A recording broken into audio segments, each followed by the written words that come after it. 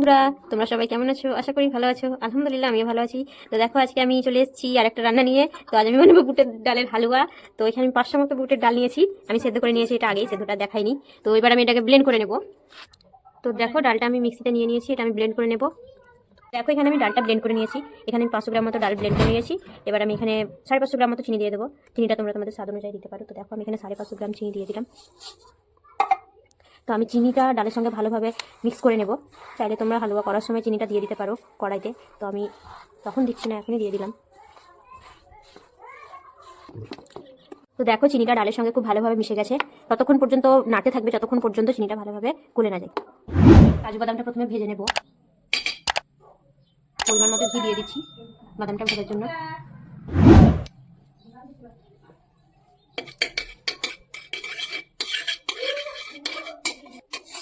তো বাদামগুলো দিয়ে দিলাম। চাইলে তোমরা আরো কিছু অ্যাড করতে পারো। বাদামটা আমি একটু লাল লাল করে ভেজে নেবো। তোমরা চাইলে কিশমিশও দিয়ে দিতে পারো, আর ড্রাই ফ্রুটস যেগুলো সেগুলো দিতে পারো। কিন্তু আমরা কিশমিশ পছন্দ করি না, তো সেই জন্য দিইনি। বাদামটা একটু লাল লাল হলেই আমি তুলে নেবো। তো বাদামটা আমি এবার তুলে নিচ্ছি একটা পাত্রে।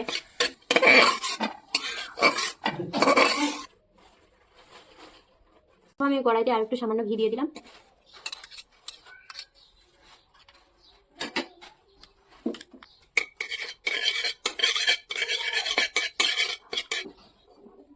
আমি এই ঘিতেই ডালটা ঢেলে দিচ্ছি।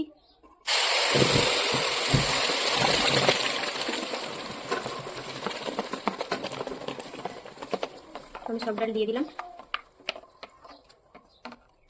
কালারের জন্য আমি একটু জাফরান দিয়ে দিলাম, যেটা দোকানে কিনতে পাওয়া যায়। চাইলে আপনারা দিতেও পারেন, নাও পারেন। তো আমি এটা কালারের জন্য দিয়েছি। আপনারা দুধও অ্যাড করতে পারেন, পাউডার দুধ বা লিকুইড দুধ। তো আমি দুধটা দিচ্ছি না এখানে, আমি খুব সিম্পলভাবেই তৈরি করছি হালুয়াটা। আমি এখানে দিয়ে দিলাম একটা তেজপাতা, সঙ্গে দুটো এলাচ। আমি একটা তেজপাতা দিয়েছি, চাইলে আপনারা পরিমাণ বাড়াতে পারেন। আঁচ বাড়িয়ে দিয়েছি, আমি এখন এটা নাড়তে থাকবে। আমি হাই ফ্লেমে হালুয়াটাকে নাড়তে থাকছি যতক্ষণ না এটা আঠালো হয়ে আছে। তো দেখো, এটা এখনো পাতলা হয়ে আছে, মানে হালুয়ার মতো হয়ে আছে। হালুয়াটা আমি নাড়তে থাকবো যতক্ষণ না পর্যন্ত এটা আঠালো হয়ে আছে। তো দেখো, এটা এখন আমার আঠালো হয়ে আসেনি। আমি ভেজে রাখা কাজু বাদামটা দিয়ে দেবো,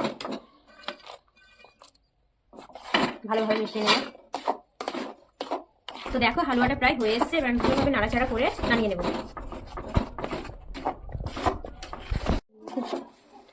দেখো বন্ধুরা, হালুয়াটা আমার হয়ে গেছে।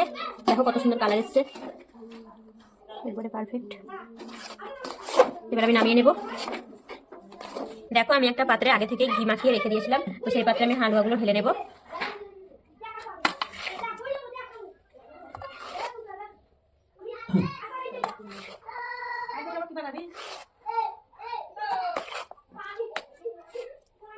দেখো, হালুয়াটা আমি সম্পূর্ণ ঢেলে নিয়েছি। তো হালুয়াটা সেট করার জন্য উপরে আমি আরো একটু ঘি মাখিয়ে নেব। খেতেও ভালো লাগবে।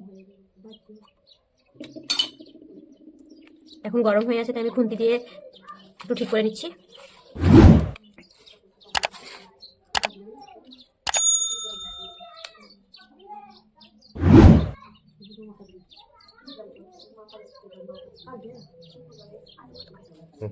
দেখো, হালুয়াটা আমার সম্পূর্ণ রেডি হয়ে গেছে।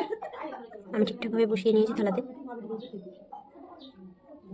তোমরা চাইলে ফ্রিজে রেখে দিয়ে পরিবেশন করতে পারো। তো ভালো লাগলে লাইক করবে, খারাপ লাগলে কমেন্টে জানাবে, এবং ভালো খারাপ যাই লাগুক অবশ্যই সাবস্ক্রাইব করবে। Thank you.